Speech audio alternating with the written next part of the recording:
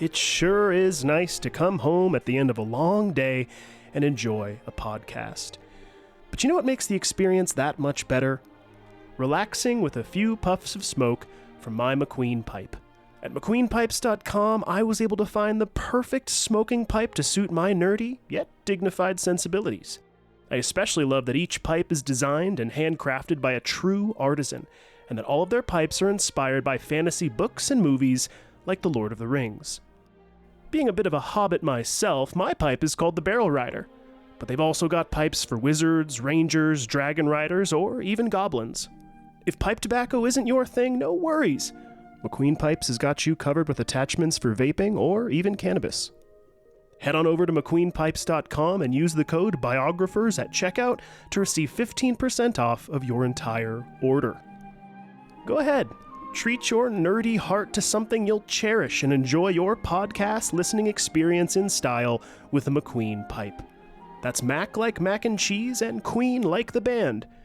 McQueenPipes.com and use the code BIOGRAPHERS at checkout for a 15% discount on your whole order. Cheers, everyone, and happy podcasting.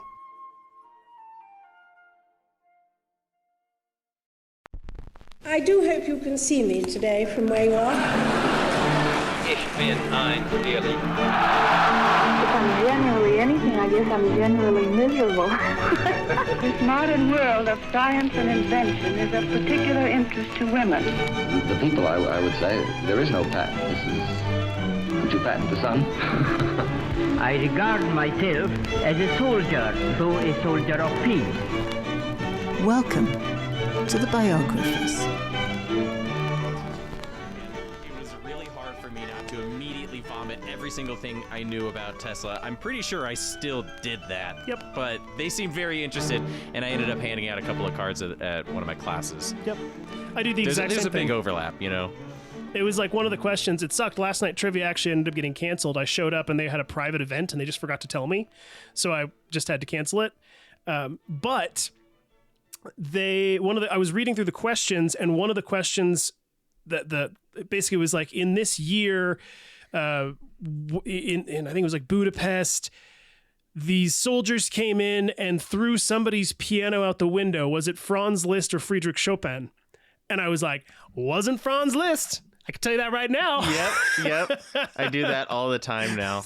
I love that. My favorite one is just like finding my character in another thing.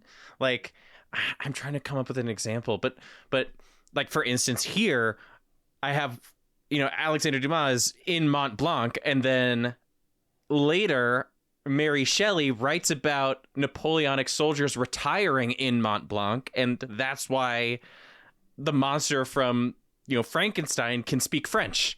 Like, I think that's so cool. That is cool. I love stuff like that. No, same. I'm always on the hunt to find how any of the subjects I've covered in the past relate to another subject that either I'm working on or that I'm like reading about or anything. Like, we already have a touch on of both Da Vinci and Shelley in this episode. Ooh, okay. So we'll have a little bit of both of them. Very cool. Well, hey everybody, welcome to the Biographers. I'm Daniel Newman. With me is Akiva Miola. Hello. And we're about to get going into Alexandre Dumas Part 4. Just before we do, though, like always, just to keep things, because this is going to be a long episode from what I understand from Akiva here, so we'll try to get it. It's going to be a little bit on the longer side, but lots of action, so don't worry. Yeah, so I want to get it going without wasting too much time at the beginning here. So I'll say, first of all, for anybody that is interested in supporting the show here, you can do so by going to our Patreon page, patreon.com/thebiographers. Throw us a couple bones if you feel so inclined. And what else? I feel like there's always something else I always start out the podcast with. And is that reviews. That's the other thing I'm forgetting right now. If anybody is enjoying the show and you want to throw us a nice, kind review somewhere, we've seen a nice little uptick recently. So maybe me asking at the beginning of these episodes is helping. And if so, we'd appreciate it. We value your listenership, and any reviews you can give us help boost our numbers and make us look better. And that's probably all I've got to say. So let's get going. My one thing that I might add as up? well, along with reviews, is I would just love to see comments from y'all. Because we're looking at the numbers and we have plenty of listeners, but I really think that we could have a couple of extra comments on some of these episodes. If you have any questions about anything that you thought we might have missed, or if you have something that you'd wish to debate with us, or just any sort of feedback beyond, great show. That would be more of a review thing. But actual comments about the content, we'd love to hear from you. We have had some. We have had some comments. One, recently somebody commented on an episode of Pancho Villa about how in a Sergio Leone film, I can't remember the name of the title right now off the top of my head, but they said this one character is based off of Pancho Villa, so we should go check that out. We had a fan from Argentina say that she was binging through Fran's List and didn't want the series to end. Excellent. And then she got to a certain episode. She was like, it sounds like you guys are talking through a face mask. And I was like, really? And I went back and listened to it, and I was like, oh, that's because Akiva was wearing a face mask at that point. Oh, yes, For Gavi. yes. Mm-hmm. So I just thought that was funny. That.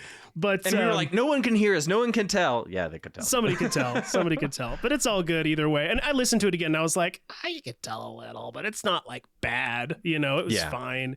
So anyhow, we have gotten some comments, and I've responded to them and, said thanks for this and thanks for that and whatever else kind of a thing. So, yeah. Keep it up, y'all. We appreciate it. Keep it up. All right. So without further ado, my friend, take it away. All right. So in the last episode, we discussed Alexandre Dumas' meteoric rise, which took place during the bloodiest part of the French Revolution, known as the Reign of Terror. Chevalier de Saint-Georges hired him to command the Free Legions of the Americans of the South, better known as the Légion Noire, the Black Legion. Alex would lead a group of several thousand black men to victory against the Austrian onslaught until things fell apart because Saint-Georges got carried away in a horse trading scheme. The debacle almost had the two swordsmen clashing steel, but some well-placed words from the Chevalier cooled Alexander's hot-headed nature. After the Legion was dissolved, Dumas would be given an offer that he couldn't refuse. The Committee of Public Safety was on a killing spree, ironically enough, due to its Jacobin leader, Maximilien Robespierre, which meant that Alex was hired to fill the position of the general of the Army of the North. Alex found himself in a tough position, doing his best to command an army of 50,000 freezing troops in the mountains while appeasing the growing death cult that had hijacked the nation. Despite the death threats by the committee, he refused to send his troops out in the winter and to take the points of Mount Cenis and St. Bernard Pass.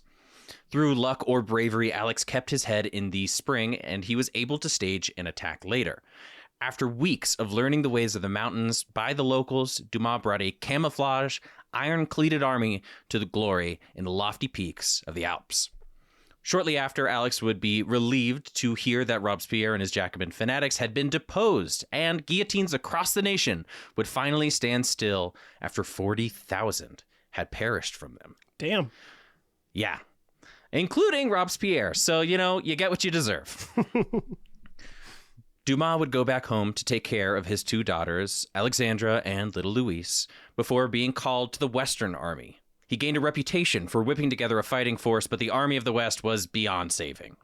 In a fashion similar to the American South, the West had pillaged, murdered, and burned almost everything in the Vendée. Dumas did what he could to bring sense to the army before he would get new orders. So back in the capital, which is where we left off, a royalist uprising which threatened to overthrow the nation was brutally put down by a young Corsican known as Napoleon Bonaparte. As a reward for his success, he was granted the position of General-in-Chief of the Army of Italy. While Italy was thought to be an unwinnable front, Napoleon considered it to be an opportunity. He would ship out to fight the Sardinians, and General Dumas would follow in tow. Dumas arrived in Milan in November of 1796 to join the Army of Italy. Speaking of which, the very name of the army was a provocation in and of itself. Italy hadn't been united under one banner since the fall of the Roman Empire, and its city-states have been in a perpetual feud ever since. At this point in history, Austria had gained control of many of the once independent cities like Florence and Milan. Many Italians disliked being ruled by a foreign nation, so the French thought that the seed for democracy had reached fertile ground. While Dumas was excited to free the Italians from Austria, he didn't know what to make of his unusual Corsican general in charge. The front lines of Napoleon's army burst into Piedmont-Sardinian territories in April of 1796. And by May, the army of Italy was greeted in Milan by songs and fanfare. After the battle was over, however, Napoleon would choose to briefly halt his campaign across Italy in order to completely reform the Sardinian government. Much like America installing American-style democracy in the global South, he would fully equip Italy with 2 new governments, with all the dazzling features of Parisian democracy. The government north of the Po River was called the Repubblica Transpadana, and the Repubblica Cispadana was in the south. In a year, they would merge into the Cisalpine Republic, which would be the first step towards the Italian reunification that we recognize today in the modern world. As new paperwork was being written, Dumas realized that Bonaparte had a hidden skill for propaganda. While many considered him a brother-in-arms of the revolution, his wording betrayed him. For instance, here's a quote that Tom Rice points out from the Constitution of the new Italian Republic. Quote, "The Cisalpine Republic was for many years under the domination of the Empire of Austria. The French Republic succeeded in its place by right of conquest. She renounced her claim from this day on, and the Cisalpine Republic is now free and independent. France now gives the Cisalpine people its own constitution, which is the result of the most enlightened minds in the most enlightened nation in Europe. No republic has existed in Italy for many years. The sacred fire of liberty had been snuffed out, and the most beautiful part of Europe lived under foreign yoke. It is up to the Cisalpine Republic to show the world by its wisdom, its energy, and the good organization of its armies that modern Italy has not been degenerated, and that it's still worthy of freedom." Now, how do they know that all of them there were cis? Because I feel like surely some of them... I was about to say, if you're considering Florence, Da Vinci would be very upset with you. Some of them had to have some form of gender dysphoria, no? I mean... Yeah, the Transalpine Republic, of course. Alexander was almost immediately suspicious of his commanding officer. He acted less like a fellow citizen and more like a ruler. And what was with his language? He challenged northern Italy to prove if it was worthy of freedom? Who isn't? And why does he suggest that before he arrived, the Italian people were considered to be degenerates? Freedom is the right of all sentient beings, and one man can't give it to another. But it wasn't just his treatment of the law that was unusual. It was also his treatment to his men and the locals living under the scourge of war. Did anybody else notice the Transformers quote that I threw in there? Not at all. Okay. Nope. what Transformers is from a movie or a show, or what are we talking about here? Freedom is the right of all sentient beings. That's Optimus Prime.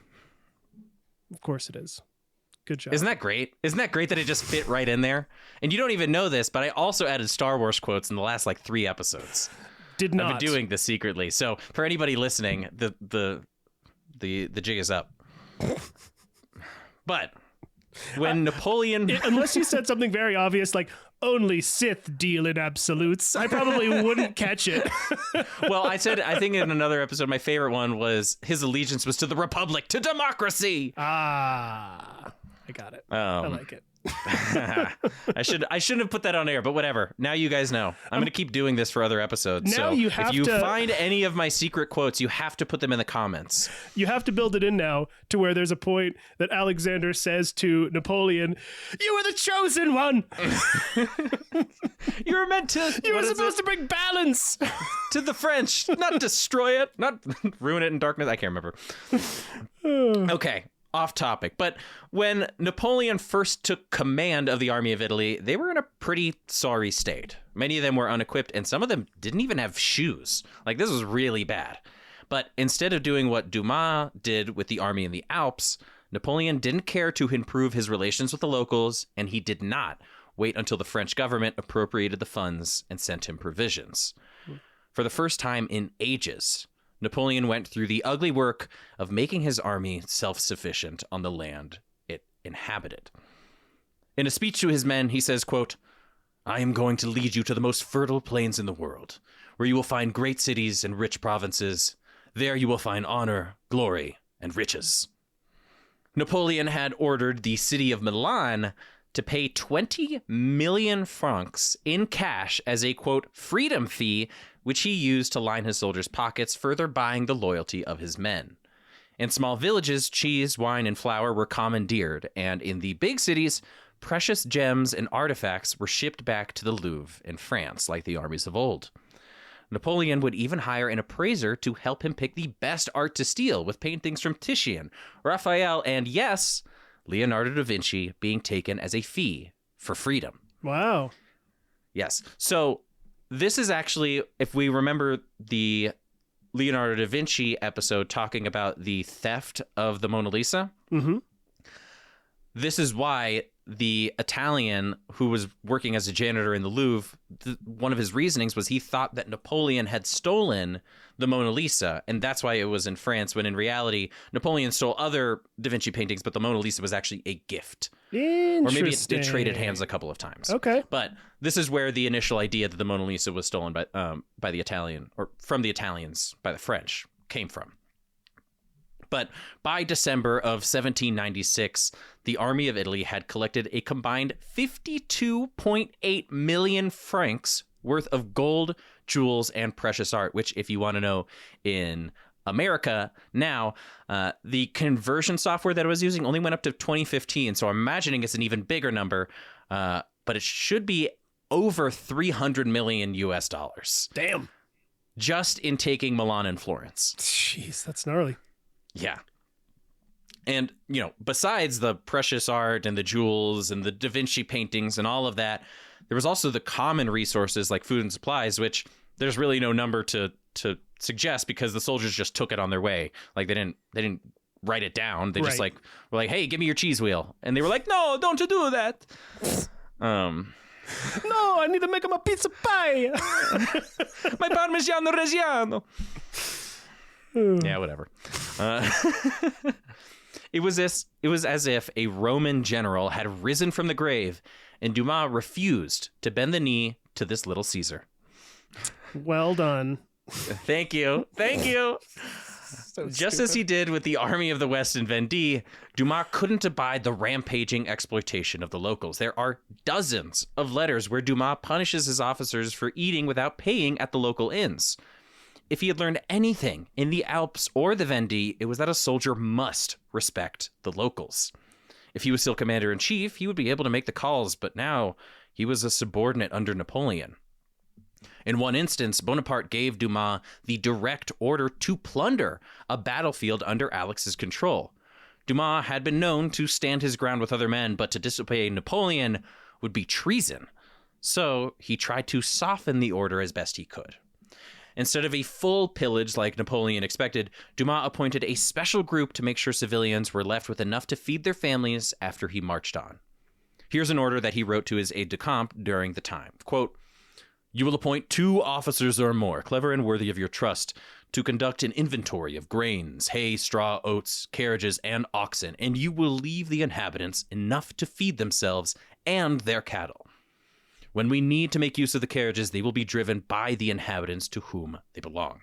And you will give the strictest orders to ensure that the houses these inhabitants leave are the subjects of no misappropriations by the soldiers, by prescribing that whoever was caught committing one will be punished to the fullest extent of the laws.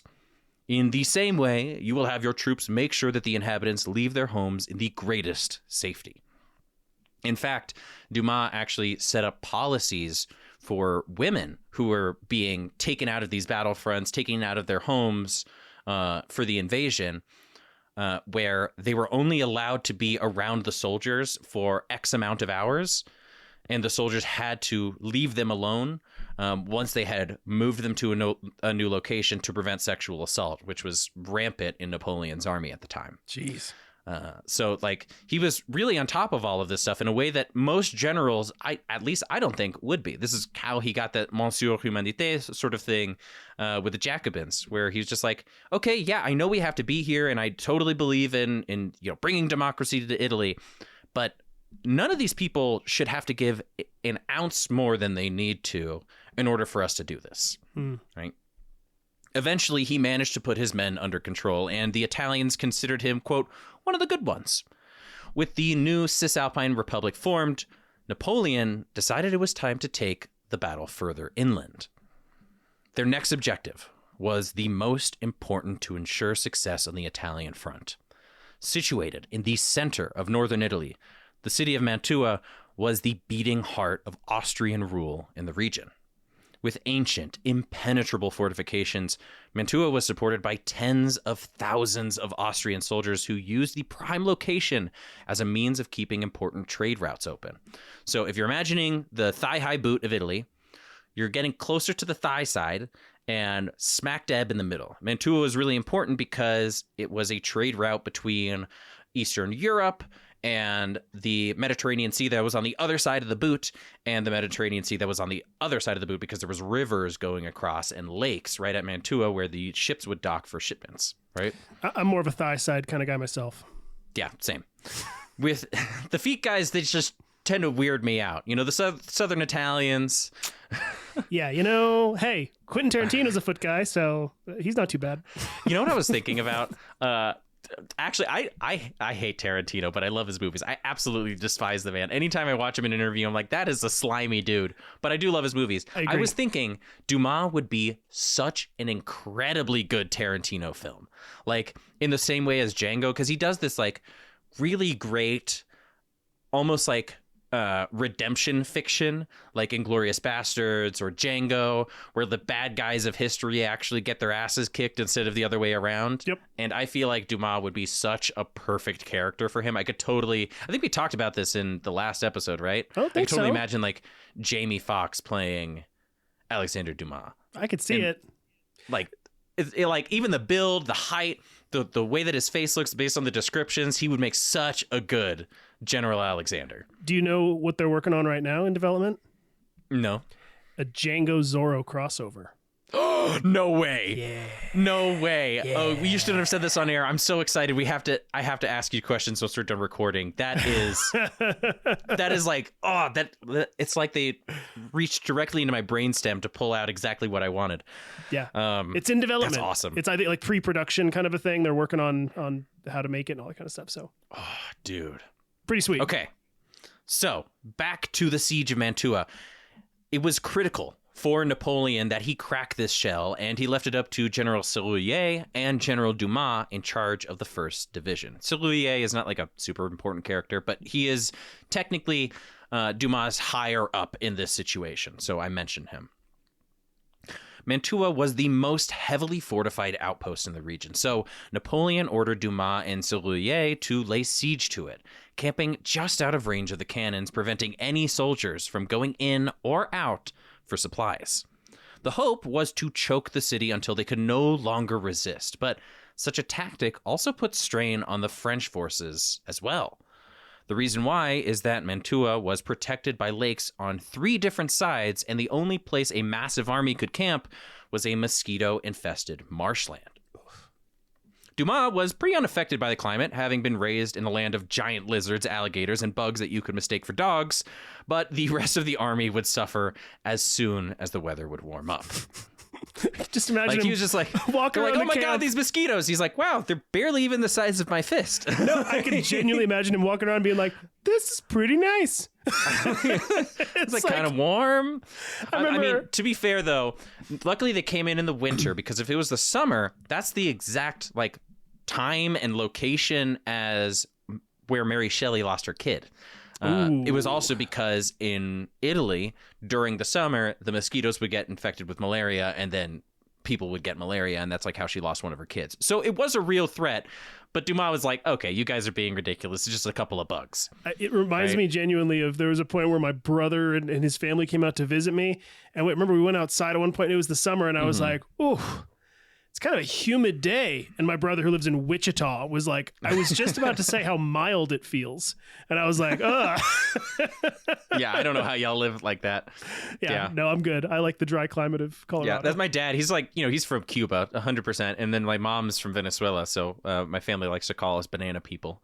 And like, they love the cold and the dry climate and all of that. Like, of course, they like, they like to spend their summers or whatever in Florida if they can. But for the most part, my dad's like, I would much prefer the cold.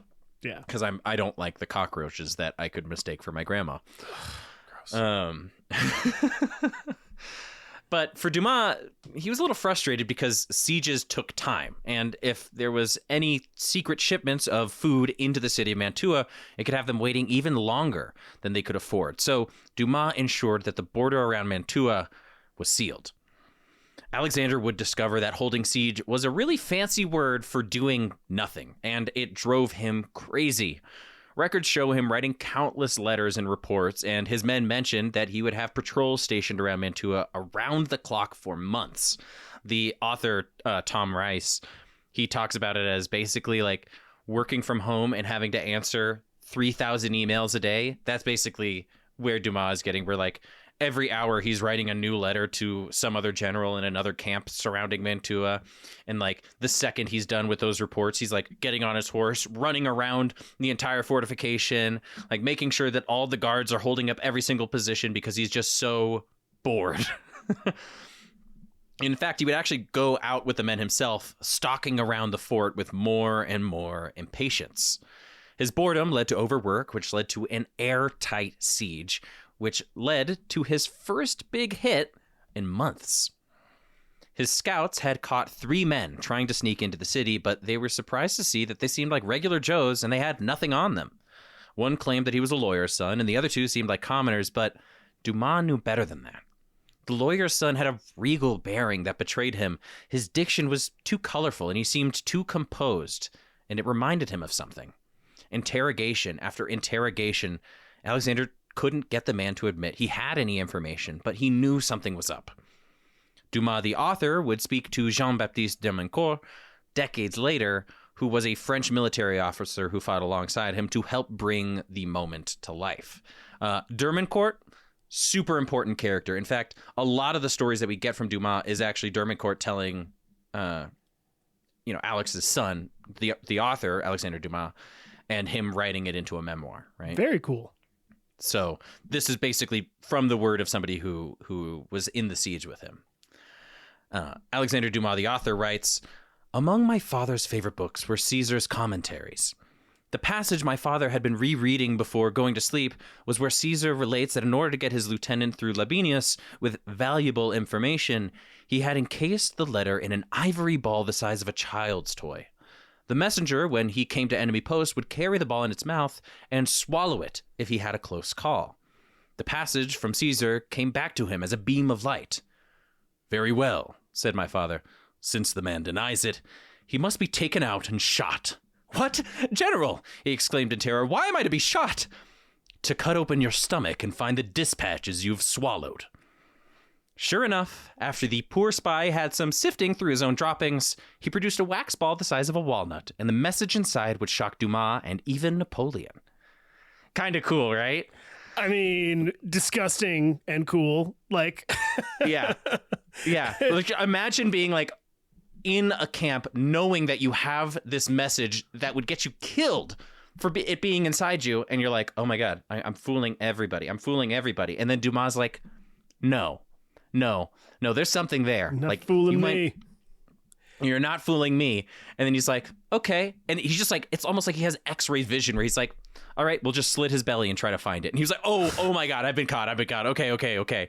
And then you basically just have to sit in a cell and poop on the ground and try to sift through to find the secret message. It's like there's this movie that came out so demoralizing. Like 10 years ago. It was called The Mule, and it's not the one with Clint Eastwood. It's this other one. Is from Australia, and it's about this guy who goes to Thailand, and his friends convince him to smuggle drugs back into Australia by eating a bunch of balloons, right?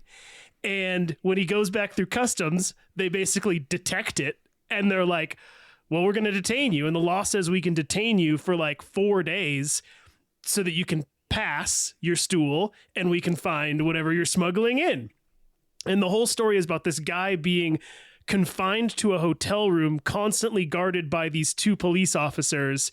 And he has to figure out how to not get caught for smuggling in drugs. And spoiler alert, there is a point where he eats his own shit. No, he doesn't. Oh my God. Disgusting. That's disgusting. It is disgusting. Well, maybe this guy should have thought of that. I don't know. Maybe he was probably in a cage and Dumas was just like staring at him patiently. Like, go ahead. Are you shy? Yeah. You little poop shy? No, it's fine. Yeah. Go ahead. We'll wait. Yeah. So basically they find this little wax ball, and the message inside was crazy. The first letter was from an Austrian general meant to inform that the besieged Mantua forces had an army of 28,000 men who were coming to rescue them. If they joined forces with the men in the fort, the French army would be outmatched 4-1. Ooh. The second letter was written by none other than the Emperor of Austria himself. He commended the Mantuans' bravery and told them that if they could not be rescued, they were ordered to destroy their own supplies and try to make a break for it. But what was unusual about this was that they weren't ordered to head home. Instead, they were told to flee to the Vatican.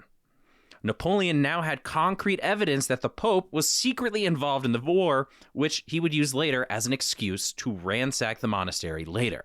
Goddamn Pope. Yeah.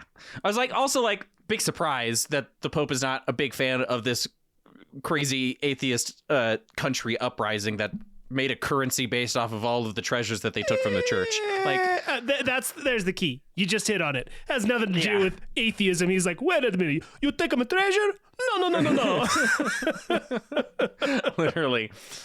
The more pressing matter, however, was, in fact, the possible attack from a force that threatened to eclipse Napoleon's forces.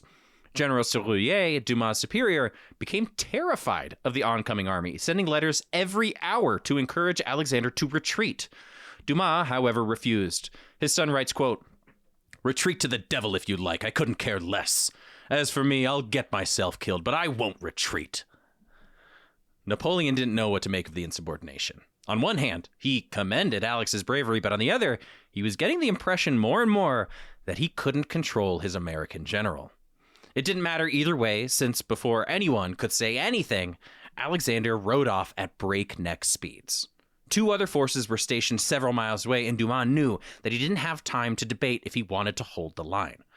While he was gone, however, the Austrians in Mantua broke out of their siege.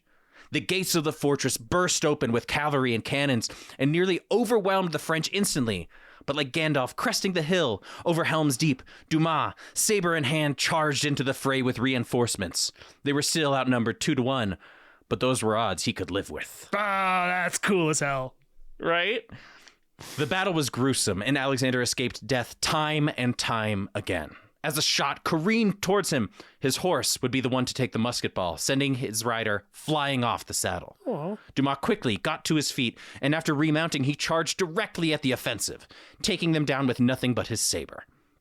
And if you've ever fenced saber, you'll know that it's one of the heaviest single-handed swords to use, but Dumas' immense strength had men flying off their mounts with a single hit. I was going to say, Dumas jacked, right? Yeah, the sword looks like a toothpick in his hands. Oh my gosh. Only moments later, once again, Alexander's horse was killed, this time from a cannonball that cratered right in front of him. Alex, stunned, would simply get back up, finding a third horse to ride into battle with. Jesus. When all was said and done, the Mantua siege breakout was defeated, and Alexander and his army were left standing, thanks to his efforts to rally reinforcements at the nick of time. I'm imagining the Italian, or I guess Mantuan. Is that Mantuan? Is that how you'd say it? I think so, sure. Them running away into Fangorn Forest. Literally, that's exactly. They basically just they burst out of the castle and we're gonna get you. And then Dumas was like, no. And then they ran back inside the castle and they're like, oh no. Run away, run away. They tried to close the gates. Yeah. So cool, right? It's awesome. One horse dies, he falls off of it. Another horse dies, he falls off of it. One of them gets hit with a cannonball explosion to the chest, to the face. Gets blown off of this thing. And then no pistols, no muskets. He's just got a sword in the middle of this battlefield, just hacking people away. Right as they burst out. It is sort of like the Battle of Helm's Deep, because he's cresting the hill with the reinforcements that were just out of reach. So cool, right? At the dawn of the third day, look to my await my arrival. Literally. The Austrian reinforcements, however, would never make it to Mantua. And thanks to Dumas finding the secret message, they would locate them and attack them while they were exposed on a wide open field. Thanks to Alexander's quick wit and immense prowess in battle, the largest Austrian stronghold had been taken by the French.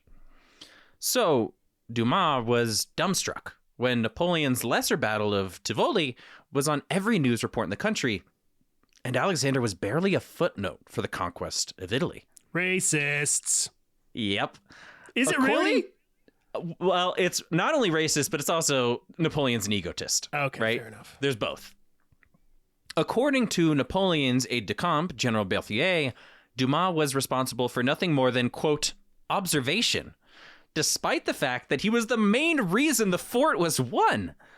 Furious, Dumas wrote a letter directly to Napoleon Bonaparte stating, quote, I have learned that the jackass whose business it is to report to you upon the battle of the 27th stated that I stayed in observation through the battle.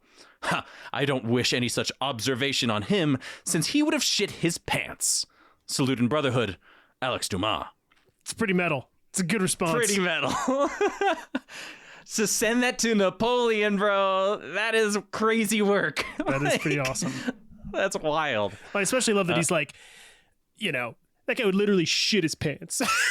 He's like, oh yeah, if he was observing the way that I was observing, he would have shit himself. Yeah, that's rad.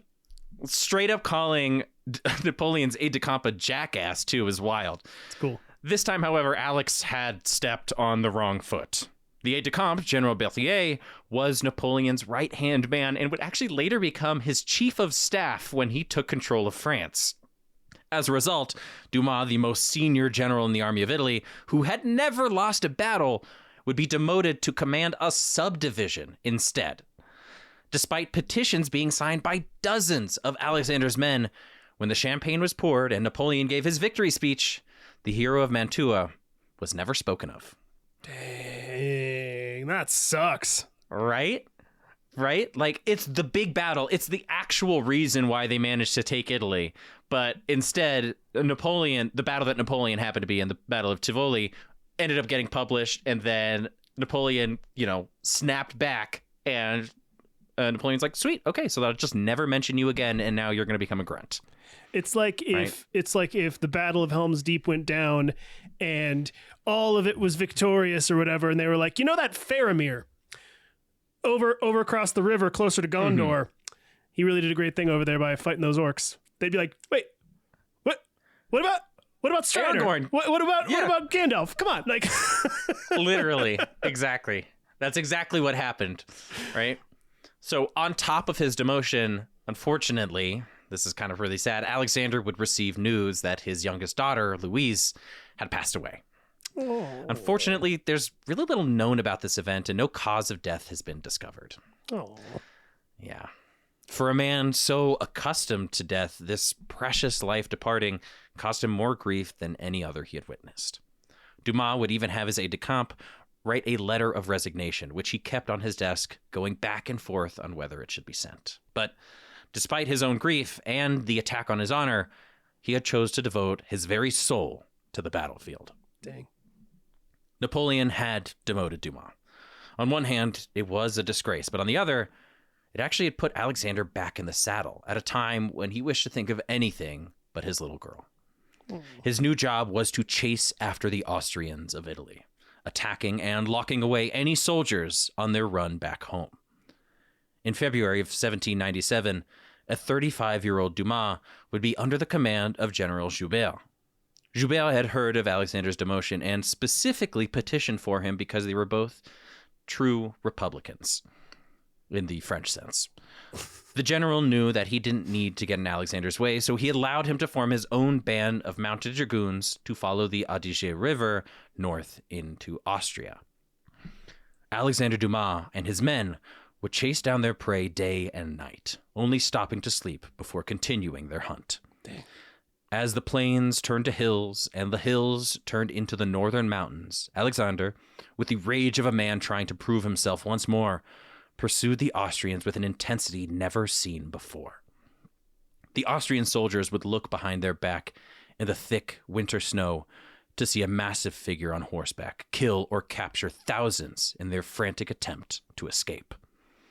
Forces would try to hide in the mountains for safety, only to be taken or killed in their sleep. Alexander traveled light, following the Adige River on horseback with only a small band of men. He rarely had to draw his pistols since the valley was so narrow that he found it easier to cut the men down by hand. Jeez. Sometimes, yeah.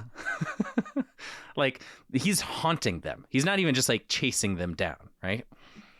Sometimes he wouldn't even bother with a sword, instead choosing to throw men off the heights with his bare fists.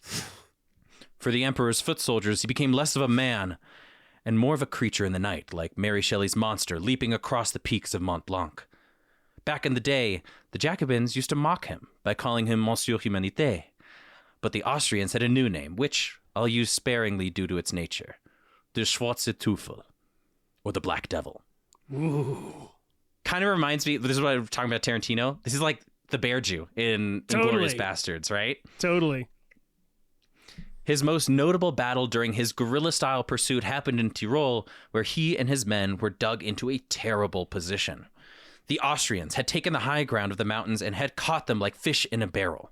Their only hope of survival was a bridge, only wide enough for one carriage to pass, but the Austrians had made sure they couldn't cross it. The little bridge was barricaded by parking horse carts on it, which were filled to the brim with heavy stones. French forces had tried desperately to unload them and to move them, but to no avail. Despite their best efforts to stop the French, however, the Austrians couldn't account for Alexander's incredible strength.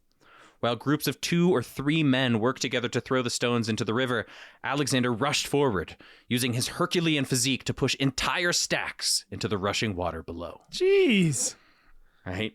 Like, this guy he's a legend. He's a cryptid. No, You know, he's like a combination of, so first of all, him hunting those guys the ways that he was reminds me of, again, Lord of the Rings, of when Aragorn, Legolas, and Gimli are hunting down the Uruk-hai, right? Yep. Just like only stopping to rest momentarily and then just continuing on, right? Mm-hmm. Trying to find them and kill them all or whatever.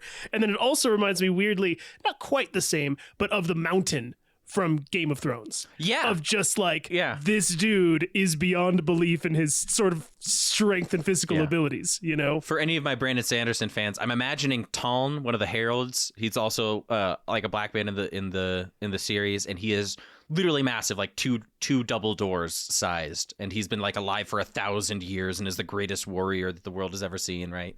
I'm kind of picturing this, like, he's gone beyond just being a guy, right?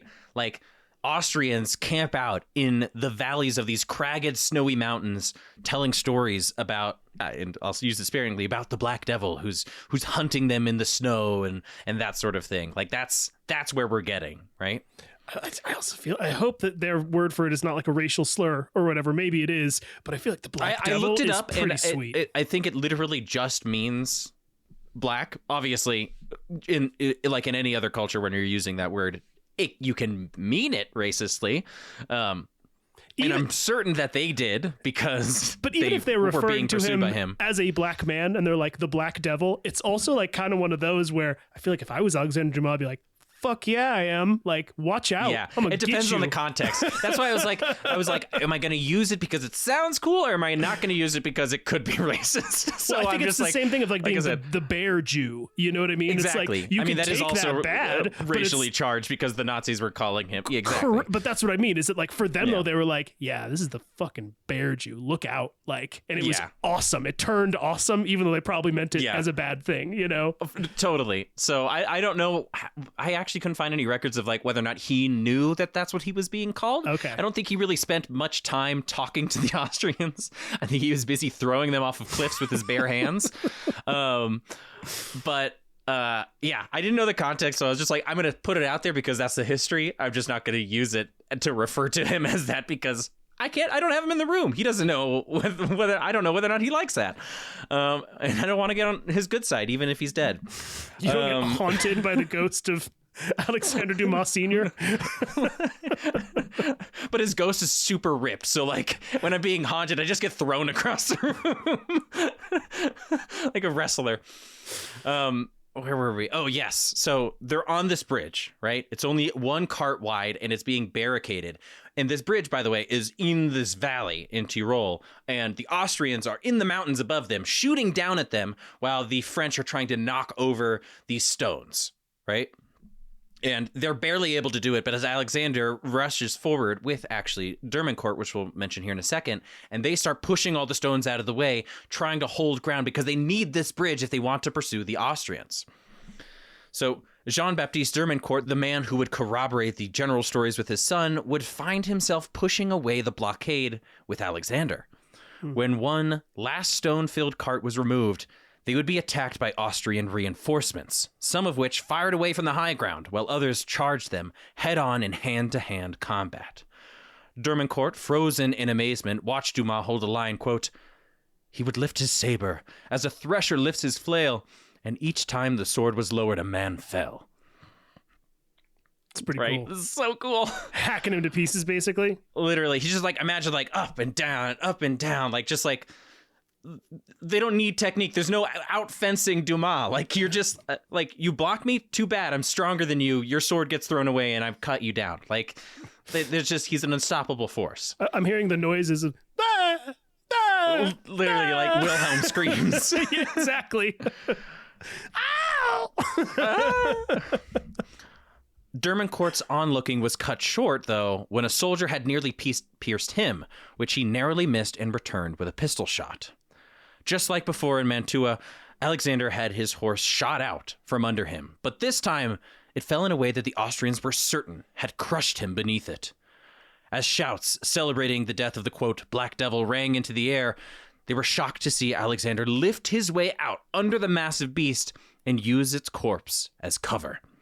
Dumas had charged forward to retrieve a crate of loaded muskets left behind, and using them like they were disposable, he would fire one after the other in return. So he's got like this stack of muskets that have been preloaded, and he's just like, bam, drop it, grab another one, bam, drop it, grab another one, while he's behind the dead horse that the Austrians thought he'd been crushed under. Well, that's lucky. And apparently the Austrians never heard the story about how that guy can grab a horse between his thighs and lift it off the ground. You think a horse is going to kill this guy? Come on. It's no problem for this guy. Dermancourt, the source of many of Dumas' quotations, now lied in a pool of blood. Looking up, he can see Alexander still standing and holding the bridge. Alex was bleeding from the arm, thigh, and head. And as Dermancourt's vision faded, he saw his general throwing Austrians off the bridge into the rocks below with his bare hands, as French cavalry finally arrived, forcing the enemy to retreat. Jeez. Despite it all, they held their ground. That's insane. Right? That's like so cool. Movie story. That's a Pancho Villa style war story, That's man. what I was saying. Like, couldn't you see that in a Tarantino film? Totally. Like, he's cut up, and like the other one is like bleeding, and you can see the blinking, right? The blinking effect, and through his blurry vision, he can look up at his general, like tossing people, like grabbing them by their shirts and just throwing them off the bridge. See, like, this is why I always try to tell people that I'm more interested in nonfiction than fiction, because when these stories happen, right? Literally, if this was made into a movie, right? And they'd be like, nah, he didn't. But everybody was shooting at him. He would have died. Well, like, not even just that. Hear this, right? Gets crushed by a horse, runs forward, and then conveniently there's an entire cart full of preloaded muskets he was able to just fire. Who's the screenwriter over here that thought this one up? Because it's awfully nice that there just happened to be an unlimited amount of guns he could be shooting. And you're like, yeah, except this is a nonfiction story. That actually happened. The Austrians preloaded their guns. Legitimately, that happened, and he was actually able to, coincidentally, able to get to it. So, yeah, it was kind of lucky for him. And it's like, damn. Yeah, which cool. like at first I was also like, okay, this has to be like his son maybe adding some embellishments, but it does make sense if you think about it with a musket, right? Yeah. Like it takes a long time to load one, so you think when you pop one of those suckers out of the crate, there should already be one in there in case of an emergency, right? Yeah, totally. So exactly like you said, people would be like, oh, ridiculous. That would never have happened. He was being shot at and he's pushing all these rocks. There's no way he's strong enough to do that. And oh my God, there's a crate of guns waiting for him. Like, what is this? Like a Arnold Schwarzenegger film? Exactly. And it's like, no, man, that's history, bro. Like, it's awesome. So I'm now kind of imagining, I think it's Carl Weathers who's in Predator. You know what I mean? Oh, that would be great. That would be a great cast. With the mustache too. He's got to have just the mustache. Of course, because he has the mustache in a lot of his portraits too. So like, you gotta do that, bro. That'd be sweet. He also kind of looks cool because he has like the male pattern baldness with the thick mustache that goes down to his chin. Like he just has this like man's man sort of like Magnum PI, just manly guy sort of energy. It's like a Magnum PI mixed with George Costanza.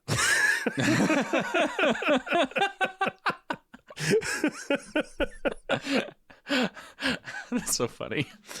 There is nothing George Costanza about Alexandre Dumas. No, except for the male pattern baldness. That's all I'll say. Except for that. So Joubert, Alexander's commanding officer, would actually write to Napoleon directly about his deeds at the bridge in Tyrol. As much as Napoleon hated Dumas' insubordination, he could no longer deny his effectiveness. As a reward, he was awarded command of all cavalry troops in the Tyrol, along with 2 freshly forged pistols made in Versailles. Cool. For a short time, yeah, cool. I'm sure Dumas was like, great, now I'm getting gifts from the asshole. Like, because he's like, you're one of my guys. And Dumas was like, I'm not one of your guys, but I'm glad that I'm not on horseback anymore, so thanks. True. For a short time, Dumas was made governor of Treviso, which he would use to help the war-torn people rebuild. The routing of the Austrians from northern Italy was a success, and they were forced to sign away any claims to the land, along with several islands in the Mediterranean. It was a pretty embarrassing loss for the Austrians. Like, they basically had to be like, we lost, we'll pay for everything, sorry, and also here's some free stuff, right? Alex was a hero, a legend, a governor of Rome, and even respected by Napoleon. Despite getting everything he hoped for as a young man, he actually felt pretty empty inside.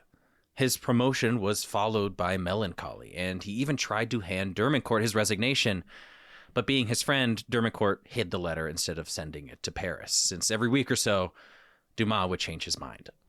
It seemed clear that he was burnt out and needed to leave the battlefield. Which makes sense, right? Like still that sad rage, about his daughter, that grief. Too. Yeah. I think that was what was powering him to some extent at this point. Yeah. If we're talking continuity, he learns about it about halfway through his time chasing the Austrians. But, like, he just got demoted, and he just finds out that his, daughter, who he probably only knew for a couple of months, right? Like, remember, this guy had pretty much never not seen battle. There's like a couple of 6-month vacations throughout his time. He's just burnt out. Like, he's done. So he went full John Wick, honestly. It was like, oh, you kill my dog? I'm going to kill everyone. That's exactly where he was at. My daughter's died? I'm going to kill everyone. Like, that's what it feels like. Can't wait to take it out on the Austrians. So he ended up spending 3 months with his wife and daughter in Villas-Cotterêts, which is where, they were raised. The 3 mourned the death of little Louise, rode around the countryside, and Alex went hunting whenever he got the chance. As much as he enjoyed his time at home, Alex just couldn't be himself during peacetime either. He had never been accustomed to it. Even as a boy, his life was a whirlwind of turmoil. Let's not forget, he was enslaved when he was a teenager. And at 36, that had never really changed. While the fire that invigorated him as a young man was still dying out, he was kind of relieved when he found out he was sent on another mission. He was still relieved when he found out he was to be sent on another mission, and he was to report to the port city of Toulon. Oddly enough, there was no explanation of why he was meant to be there. So, when he arrived in Toulon in the south of France, he was greeted by an armada of epic proportions. 54,000 Frenchmen, including 38,000 soldiers, 13,000 sailors, 1,200 horses, 171 field guns, 63,000 artillery shells, and 8 million rounds of ammunition waited for him at the port city. The most unusual thing of all, however, was no one else knew why they were there either. It was clear that he was being sent off somewhere. The provisions seemed like they were expected to travel far, but no one could say where they were headed. Dumas would have also noticed that, along with the armada, a crowd of the greatest mathematicians, geologists, engineers, astronomers, artists, and professors waited with them, and none of them were the wiser to their destiny either. Waiting for them at the port was an armada of ships, the likes of which had never been seen on French shores before. The crown jewel of this fleet was dubbed the Orient, which was, at the time, the largest warship in all of human history. Jeez. It was like hundreds of feet wide. It had 3 decks, a quarter deck, and 120 full-sized cannons. Jeez. Wherever they were going, Dumas knew there was a fight to be had. And it wasn't just the soldiers of France who were curious about their destination. British intelligence was also keen to learn what their sworn enemy was preparing to do. In fact, they actually thought that the Armada was headed towards Britain. So the Crown would send Admiral Horatio Nelson to go discover where they were headed. But when he finally sent frigates out to scout the Armada, the French were already gone. On board the opulent deck of the Orient, Dumas and his men had finally learned where they were headed, and many were totally confused. Napoleon Bonaparte had hired Dumas to be the commander-in-chief of a cavalry unit, which was headed to the land of Egypt. I thought so. I had a hunch. Yep, we're getting there. You might be wondering why Napoleon Bonaparte, the hero of the Army of Italy, would send his men to the deserts of Egypt, and you wouldn't be alone. The Armada, now enlightened of their goal, were dumbstruck, but the reason for this move wasn't simply random. For starters, Napoleon, after the spoils of war in Italy, had become drunk on his own power. Ever since he was a boy, he had imagined himself to be Alexander the Great.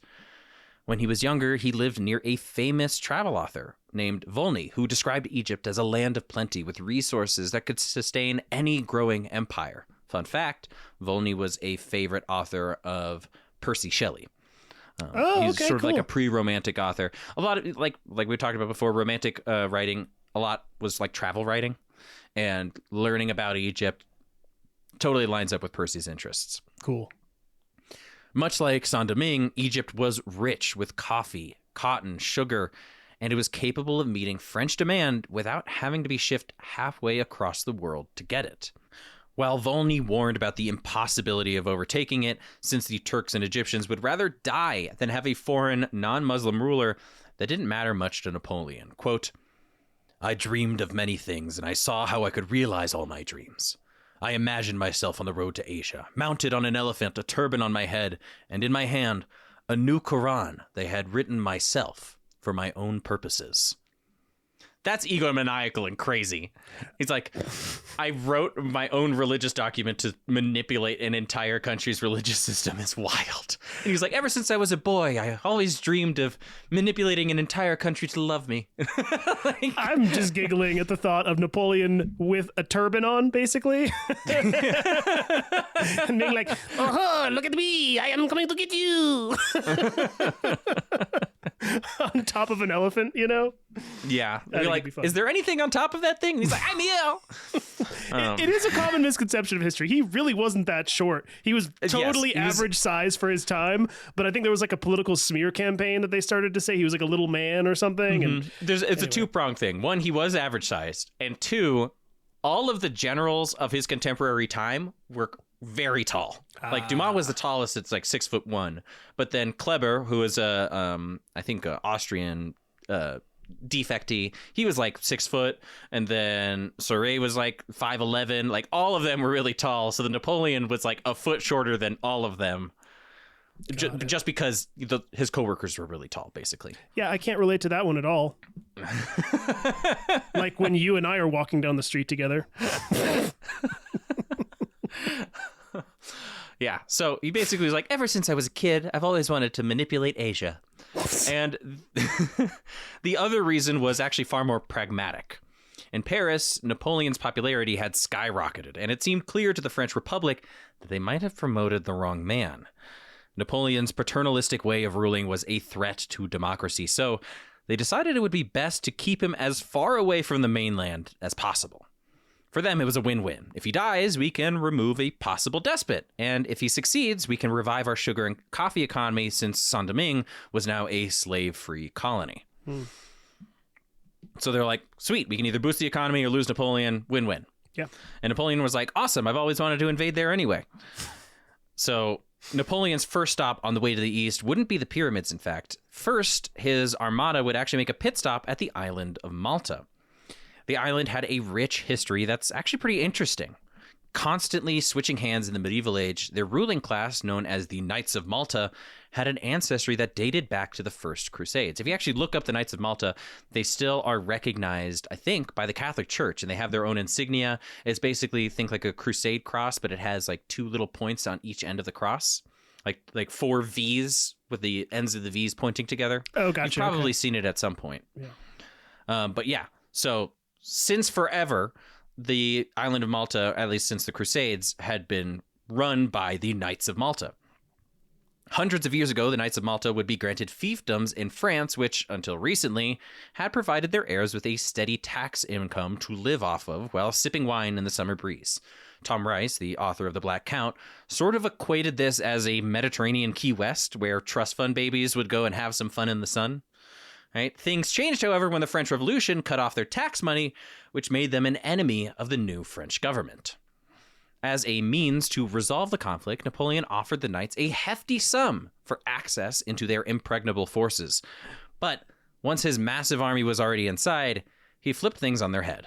Instead of paying them to pack up, he gave all of the knights only a few days to leave, and he looted 1.2 million francs from the little island. We're getting to the billions of US dollars. Jeez. So he was like, I know what these little rich kids like. Money. I'll just tell them I'll give them some money if they let me in. And the Knights of Malta were like, yeah, that would be like really cool if you could just like, yeah, because like my dad, he was like sending me stuff, but since the revolution, I haven't really been getting anything. And I'm like running out of seltzers. And Napoleon's like, okay, well, just let me in and I'll pay you. And then he goes inside and he's like, all right, just kidding. I'm not going to pay you. Everybody leave and I'm taking all your shit. And you're like, what the heck? Oh, dude, really? Bummer. That's harsh. And they like didn't fight back either, which is kind of funny. Like, I guess we gotta go. The world's chillest knights. Literally. Knights of just Malta. Like... This is where Napoleon becomes somewhat of a contradiction.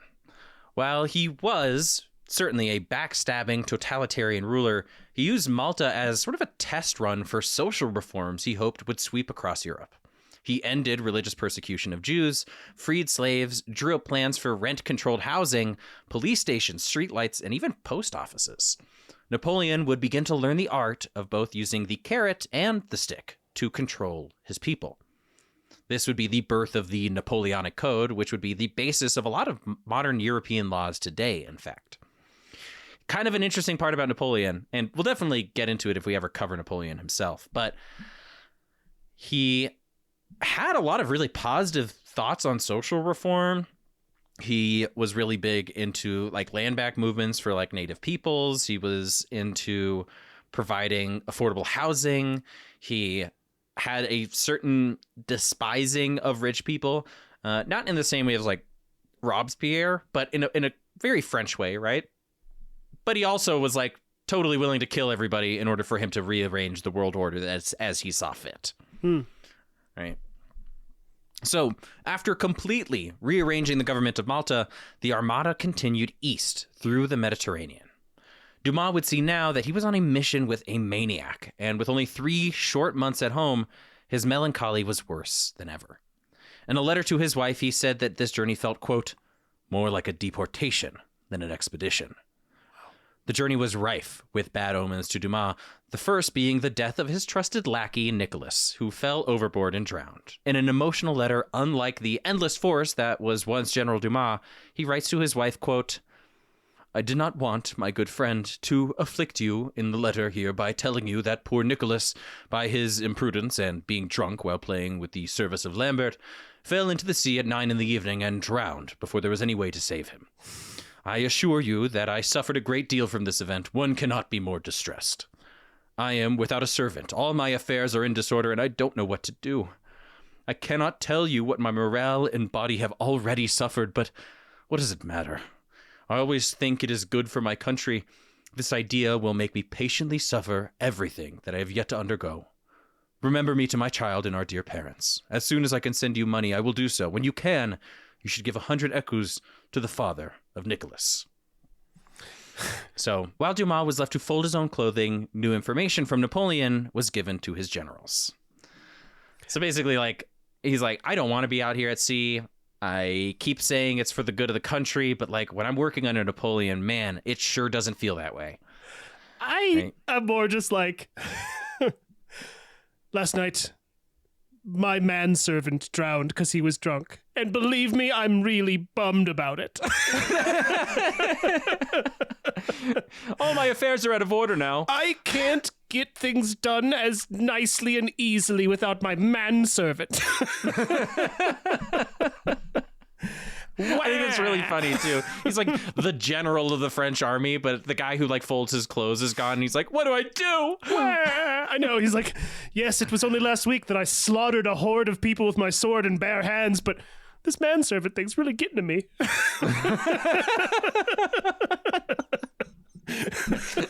It's like finding out your favorite barista quits at your local coffee shop. You're like, how do I cope? And I know, I'm sure they were friends and everything, but it's still just sort of objectively a slightly funny thing, you know? Yeah, and like, and when there's more to the letter, but like the way he writes it is like less about talking about his own personal feelings because he's a big tough man, and more talking about how it's an inconvenience to him that Lambert or what was his name, Nicholas died.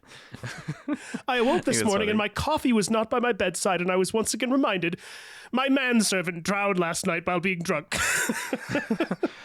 I don't even have any Austrians to kill about this.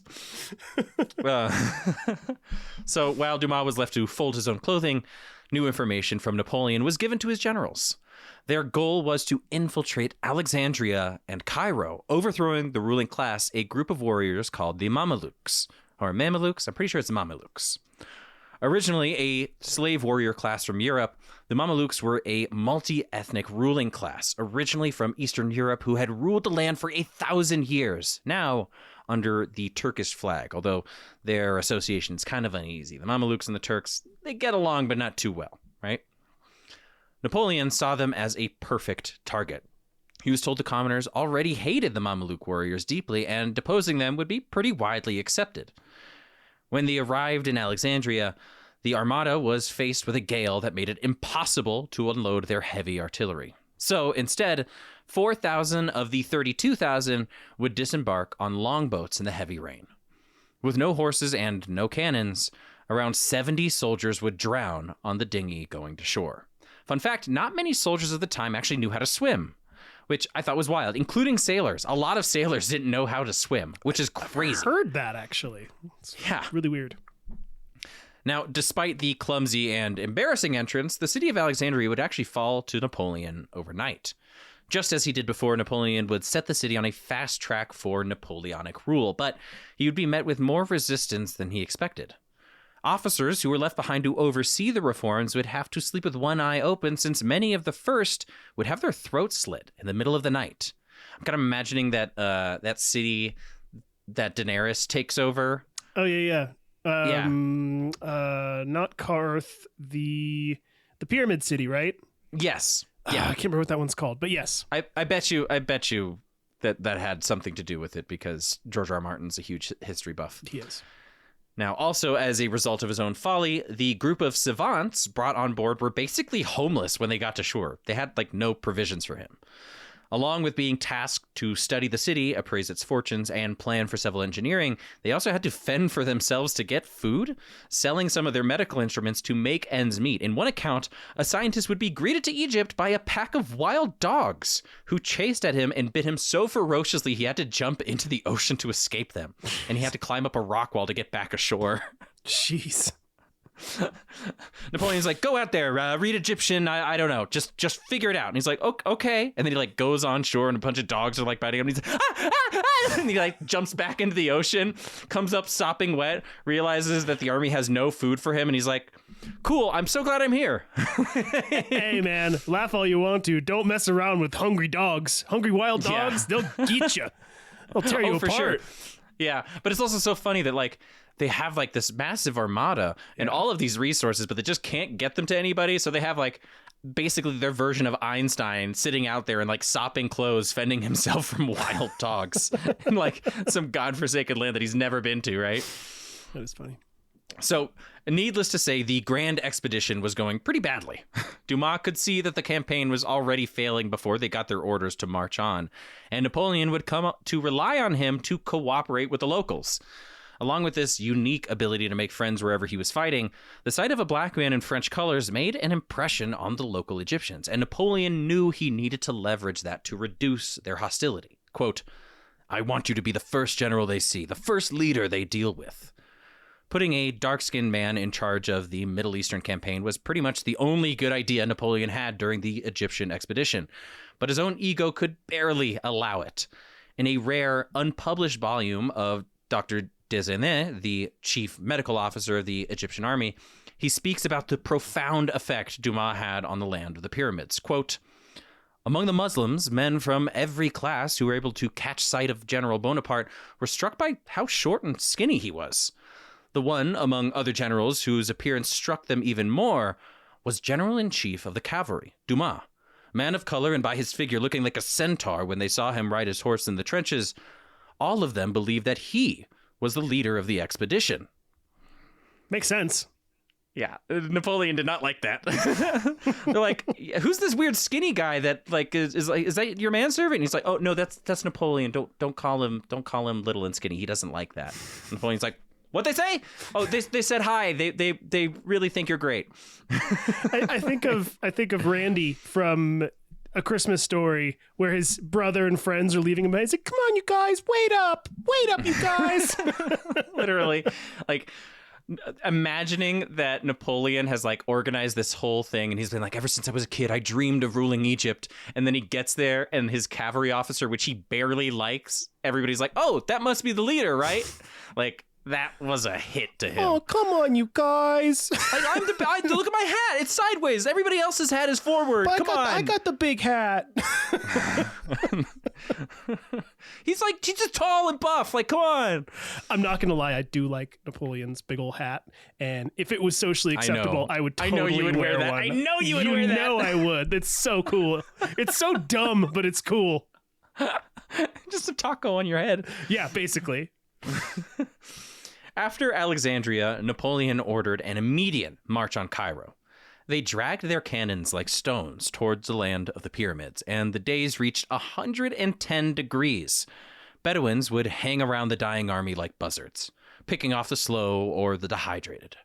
It was clear the Egyptians didn't want to be, quote, liberated. Frenchmen were equipped with thick black wool uniforms and 40-pound packs.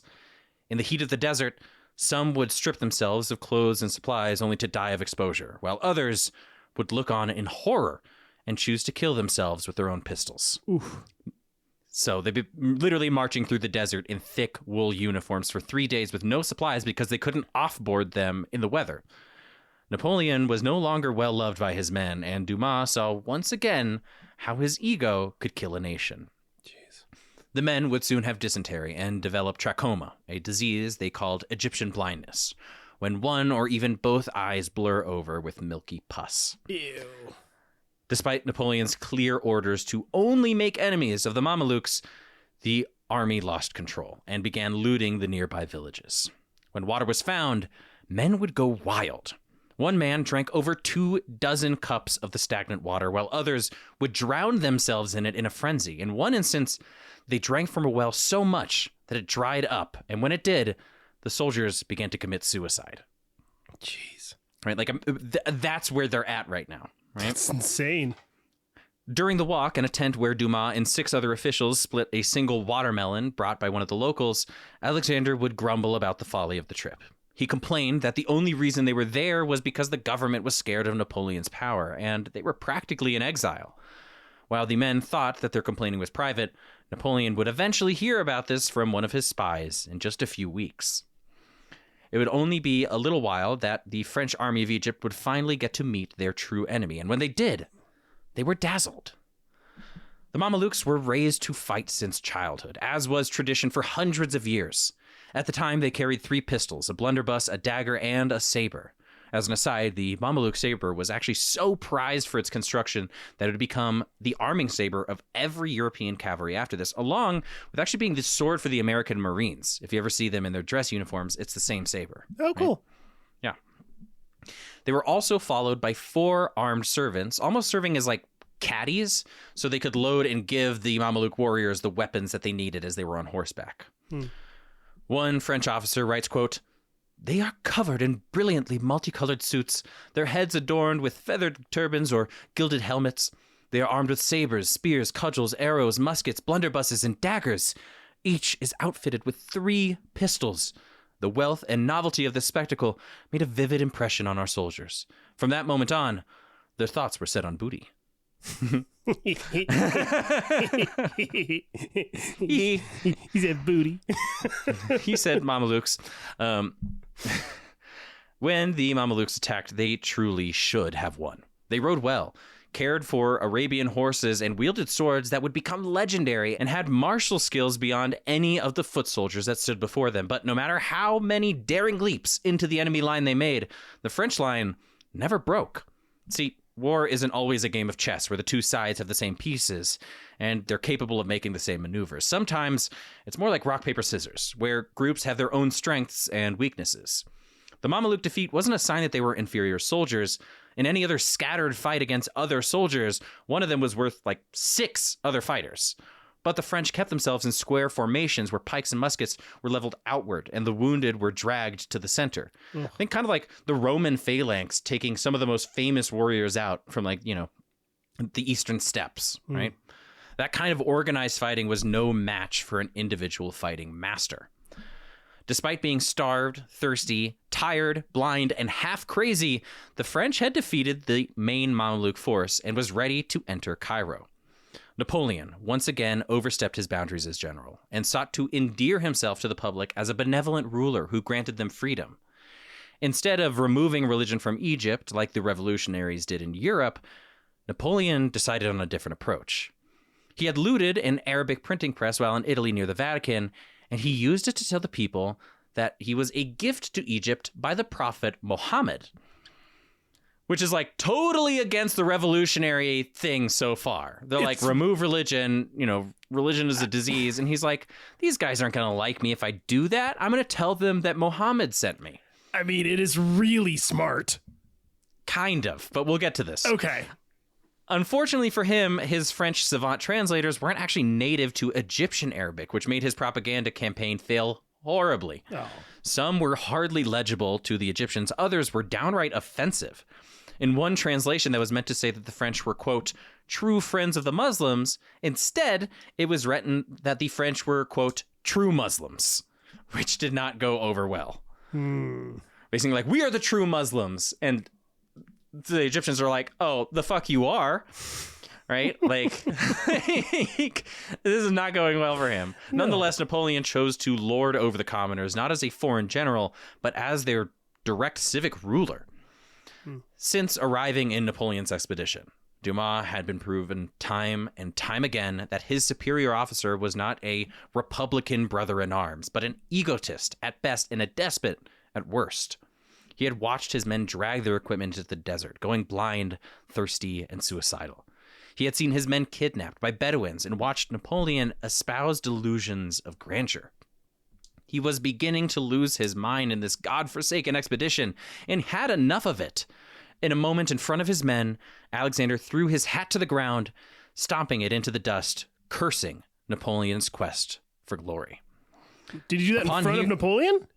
He did it in front of all of his soldiers. Okay. I was like, if he did it in front of Napoleon, I feel like he'd be like, all right, we're killing you. He's like losing his mind at this point. He's like, why the fuck are we out here? He's saying that he's from the Prophet Muhammad. This isn't Republican at all. This isn't French. This is conquest. This guy's a foreign general taking over these people. What are we doing here? And he basically does this because you're just in public. He's sick of it. He's tired of it, right? And upon hearing this, Bonaparte himself would storm into his quarters saying, quote, you have preached sedition. Beware that I don't fulfill my duty, for your 6 feet and 1 inch would not prevent you from being shot in 2 hours. With the help of Dermancourt Dumas, the author writes, quote, General, you conduct yourself poorly with me, and you're trying to demoralize my army, Napoleon told him. I know everything that happened at Damanhur, and I will shoot a general as soon as a drummer boy. Possibly, General, said Dumas. But I think that there are some men whom you would not shoot without thinking twice about it. Not if they get in the way of my plans. Look here, General. A moment ago you spoke of discipline. Now you speak only of yourself, said Dumas. Yes, the Damanhur meeting took place, and yes, I said that. For the glory and honor of my country, I would go around the world. But if it was for the sake of your whim, for you, I would stop at the first step.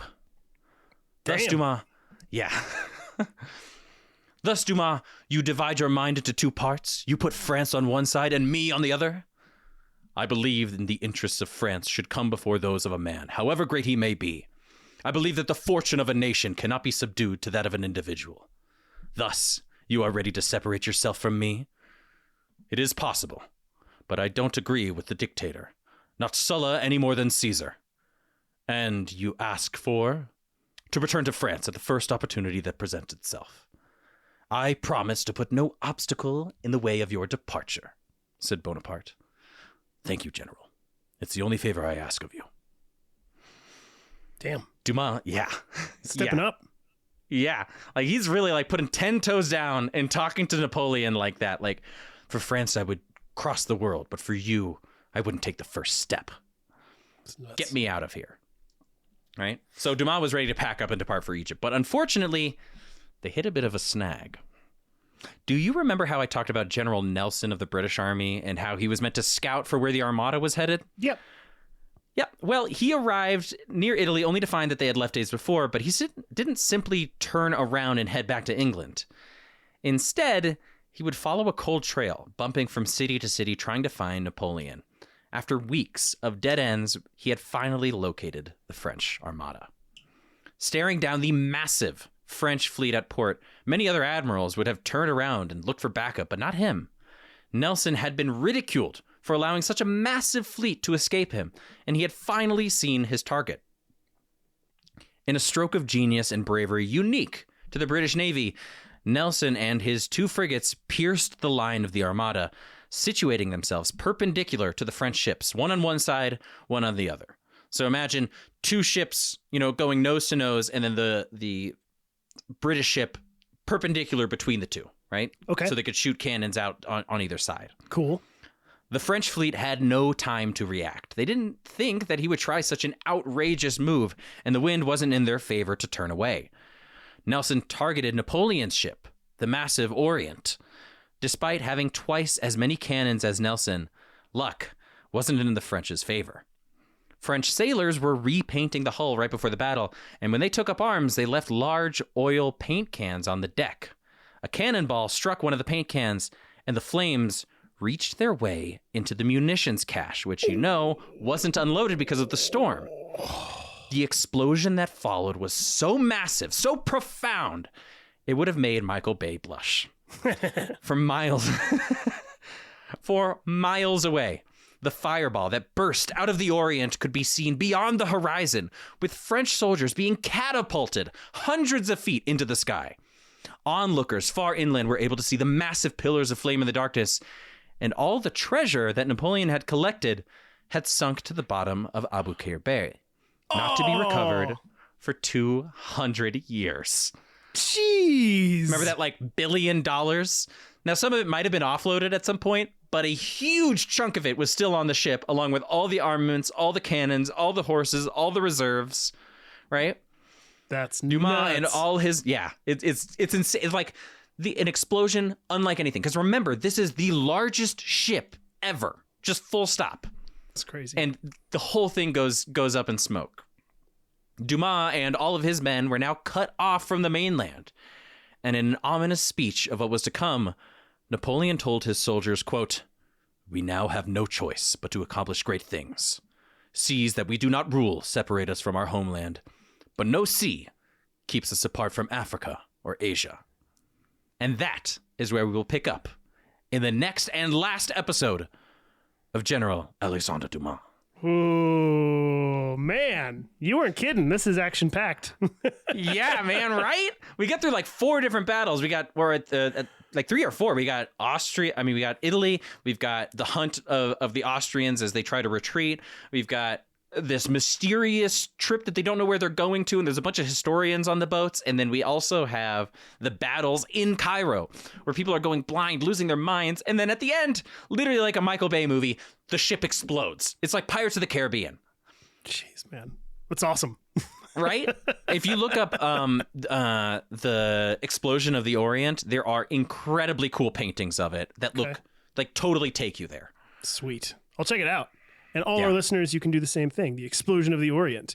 I didn't even know that happened, to be honest with you, or about the Orient, which, not that the movie was great or anything like that, but it does make me think of that Ridley Scott Napoleon movie from a number of years back. It didn't have that at all. And I'm like, where were you on that one, dude? Come on. That was awesome. They went to Egypt, and then they just kind of went, now they're back in France. Which is so sad because Egypt highlights actually a lot of the faults of Napoleon in a way that the rest of his reign doesn't show. Like, Egypt was 100% like an ego high that Napoleon was hitting in his early strides to become emperor of France.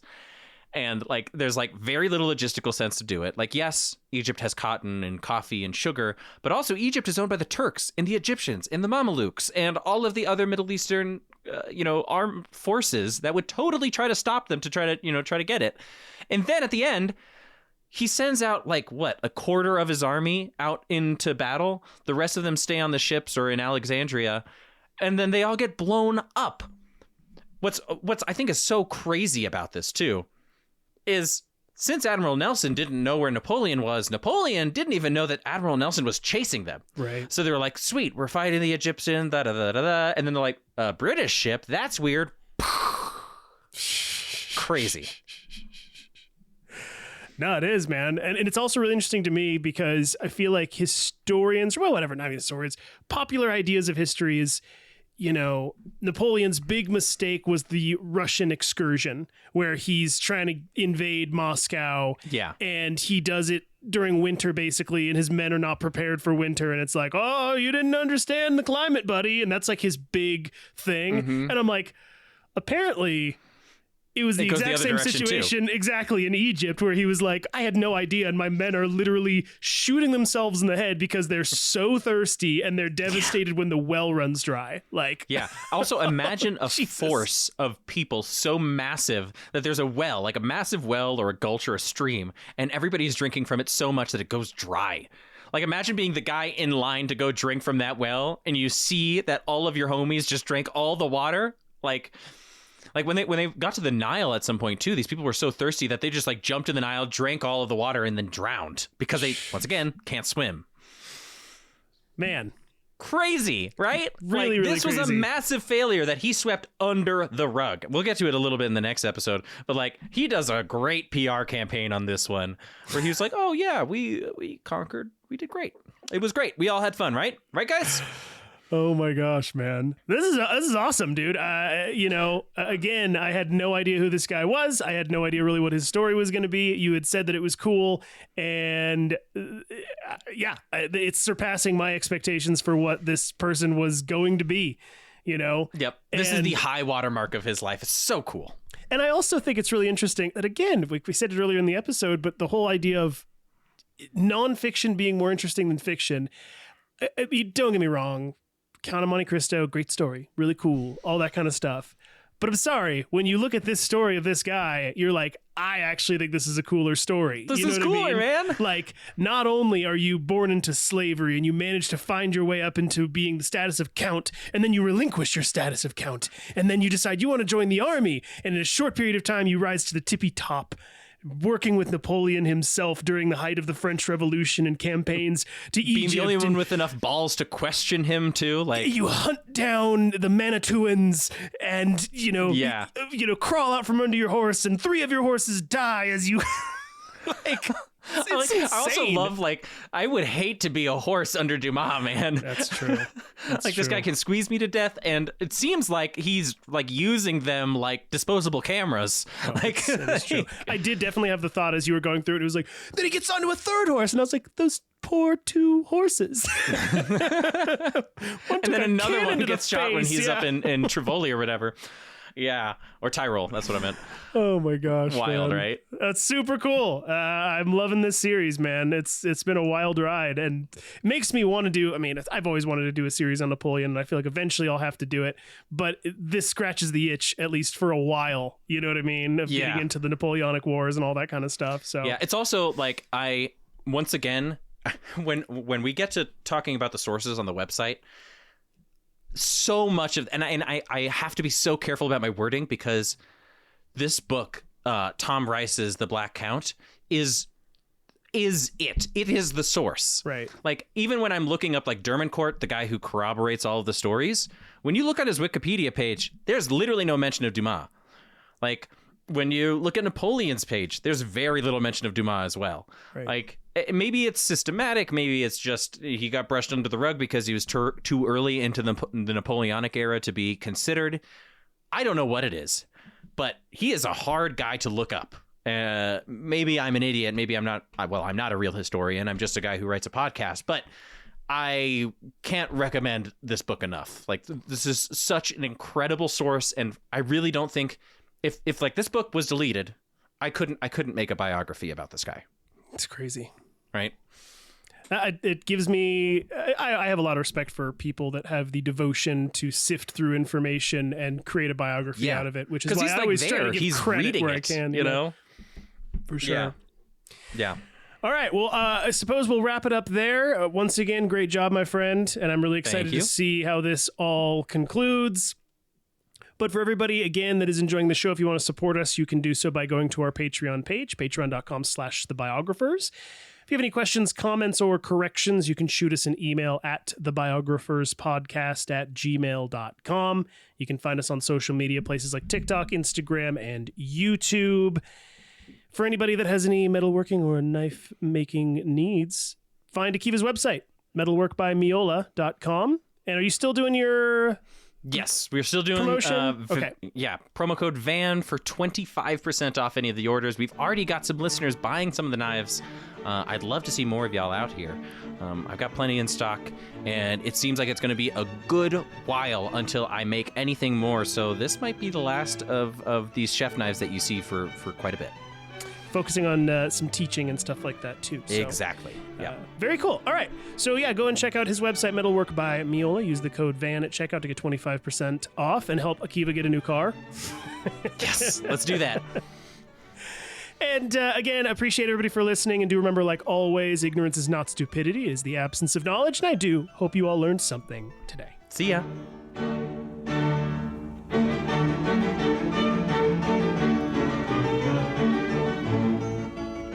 You've been listening to The Biographers.